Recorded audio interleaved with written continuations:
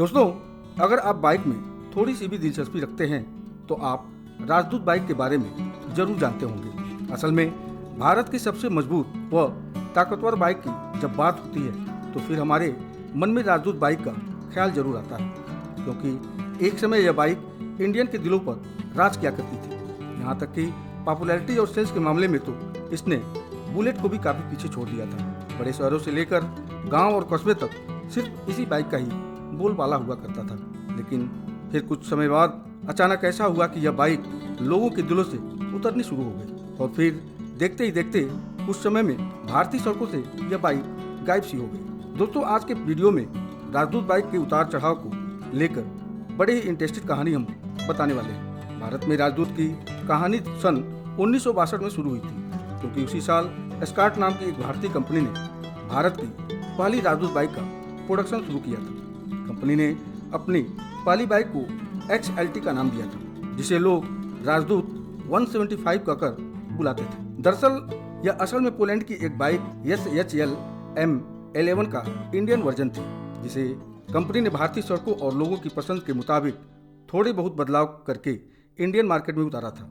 अब इस बात में कोई शक ही नहीं था कि राजदूत 175 सीसी एक बेहद शानदार और दमदार बाइक थी, लेकिन मार्केट में नहीं होने के कारण इसे लोगों का दिल और भरोसा जीतने के लिए काफ़ी समय मेहनत करना पड़ा। इसके अलावा उस टाइम में दमदार बाइक की कैटेगरी में बुलेट पहले ही अपना कब्जा जमा चुकी थी और इस टाइम वो लोगों के बीच में काफ़ी ज़्यादा पॉपुलर हुआ करती थी, जिसके चलते शुरुआती सालों में राजदूत 175 सीसी पर कुछ खास ध्यान नहीं दिया गया। हालांकि यह बाइक इंडियन मार्केट में मौजूद दूसरी बाइक की तुलना में स्टाइलिश, एडवांस्ड, पावरफुल और मजबूत थी, लेकिन फिर भी कस्टमर के द्वारा इसे खास रिस्पांस नहीं दिया गया। राजदूत की किस्मत पहली बार तब चमकी जब साल 1973 में ऋषि कपूर की फेमस फिल्म बाबी बड़े पर्दे पर रिलीज हुई थी, क्योंकि इस फिल्म में ऋषि कपूर राजदूत बाइक को चलाते हुए नजर आए थे। ये फिल्म बॉक्स ऑफिस पर ब्लॉकबस्टर रही और इस फिल्म के हिट होने के साथ ही साथ राजदूत बाइक को भी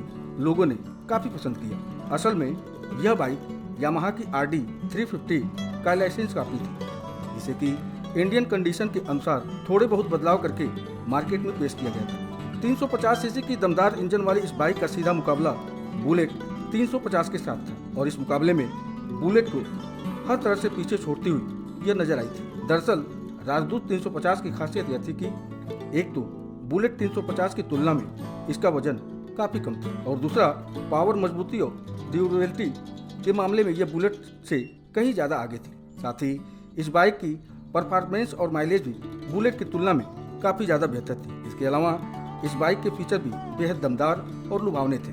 तेज़ रफ्तार की वजह से यह बाइक मार्केट में आते ही युवाओं के दिलों पर राज करने लगी। अपने समय में यह बाइक इतनी पॉपुलर हुआ करती थी कि मार्केट में मौजूद कोई भी बाइक इसके सामने टिक नहीं पाती थी। यह कहना बिल्कुल भी गलत नहीं होगा कि वो समय राजदूत का सुनहरा दौर था, जहाँ लोकप्रियता और सेल्स के मामले में तो वह बुलेट से भी आगे निकल गई थी। दरअसल राजदूत की सबसे बड़ी खासियत यह थी कि यह शहर से सपाट सड़कों से लेकर गांव के कच्चे रास्तों पर भी बिल्कुल मक्खन सी चलती थी। साथ ही इस कैटेगरी में आने वाली दूसरी हैवी बाइक की तुलना में इसकी पेट्रोल की खपत काफ़ी कम थी। अब राजदूत के लिए 1990 तक सब कुछ ठीक ठाक चलता रहा, फिर उसके बाद हालात बहुत तेज़ी से बदलने लगे। दरअसल उस टाइम मार्केट में कई सारी नई बाइक्स आनी शुरू हो गई, जिसमें यामाहा, हीरो होंडा, सुजुकी जैसी बाइक्स के नाम शामिल थे। नई टेक्नोलॉजी से बनी ये बाइक्स काफ़ी ज़्यादा सस्ती और किफ़ायती थी, जबकि राजदूत ने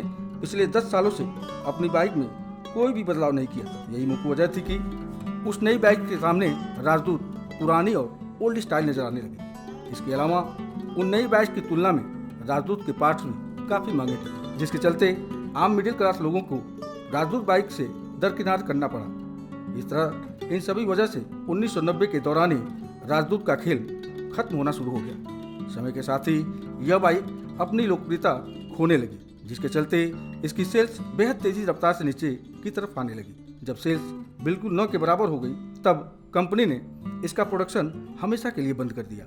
तो दोस्तों, अगर यह वीडियो आपको अच्छी लगी हो तो आप लाइक व कमेंट कर चैनल को सब्सक्राइब करना मत भूलिएगा। आप सभी के बहुमूल्य समय के लिए बहुत बहुत धन्यवाद। देखते रहिए फैक्ट है जी।